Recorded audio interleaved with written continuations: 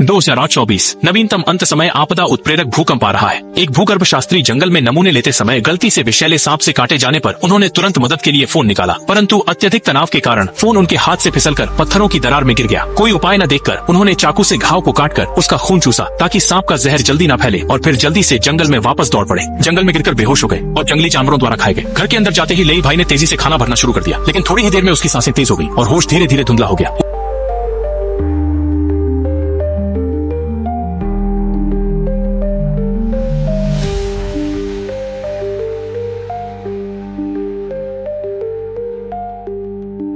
पता नहीं कितनी देर के बाद लेगे आखिरकार बेहोशी से जागे और उठकर देखा कि सुअर के पांव जैसी जो चोट थी वह वास्तव में ठीक हो चुकी थी।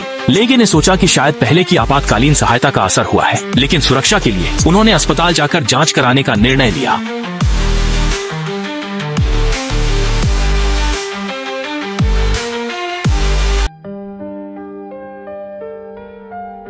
और जमीन पर बड़ी मात्रा में सामग्रियां भी पड़ी थी, यहाँ तक कि एक सड़े हुए पुलिसकर्मी की लाश भी दिखाई दी। ऊपर मंडराते मक्खियां और भी इस बात का प्रमाण देती थी कि मृतक की मौत को काफी समय हो चुका था। जब उसने सड़क किनारे एक स्क्रीन देखी तब जाकर उसे एहसास हुआ कि यहाँ कुछ बड़ा हुआ है। ये सोचते हुए वह जल्दी से घर की ओर भागा। शो इंची के माध्यम से उसे पता चला कि वह 21 दिन तक बेहोश रहा। इस दौरान एक अज्ञात वायरस जिसका मृत्यु दर उच्च है विश्व स्तर पर फैल चुका है। इसकी फैलने की गति इतनी तेज थी कि कुछ ही दिनों में इसने मानवता को समाप्त कर दिया। ये सुनकर वह अविश्वसनीयता में जल्दबाजी में घर लौट आया, लेकिन घर में घुसते ही उसे एक तेज गंध महसूस हुई। वांगली चलकर गए और तभी उन्हें पता चला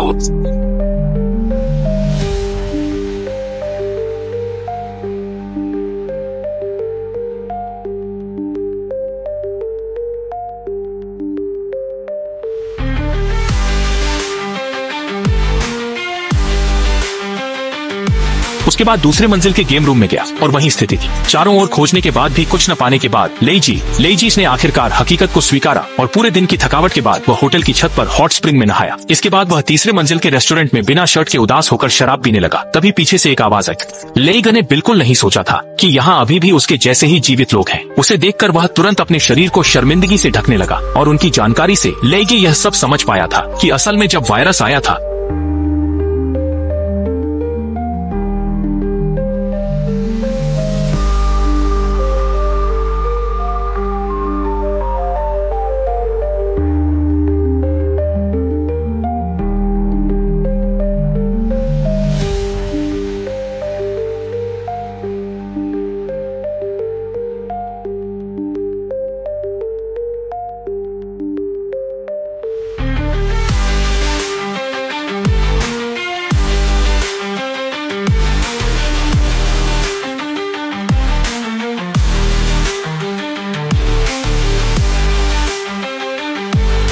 लेकिन उदास महिला ने फिर से बीमार होने के कारण निमंत्रण को वहीं अस्वीकार कर दिया, जिससे कुछ नहीं हो उसका। और रेग ने बस कहा कि जब तक वह जीवन जीने का तरीका नहीं ढूंढ लेता। सोचा नहीं था कि जैसे ही वह बाहर गया इमारत के अंदर से 2 गोलियों की आवाज सुनाई दी। शायद महिला के लिए पहली नजर का प्यार था और अब अकेले रह जाने की स्थिति ने रेग की भावनाओं को पूरी तरह से असामान्य कर दिया। उसने राजमार्ग पर 160 किलोमीटर प्रति घंटा की गति से गाड़ी दौड़ा दी। इस बेमतलब जीवन को समाप्त करने की योजना बना ली, लेकिन अगले ही पल एक आवारा कुत्ता सड़क पर आ गया। यह नहीं सोचा था कि यह कुत्ता भी इस आपदा में जीवित रह गया।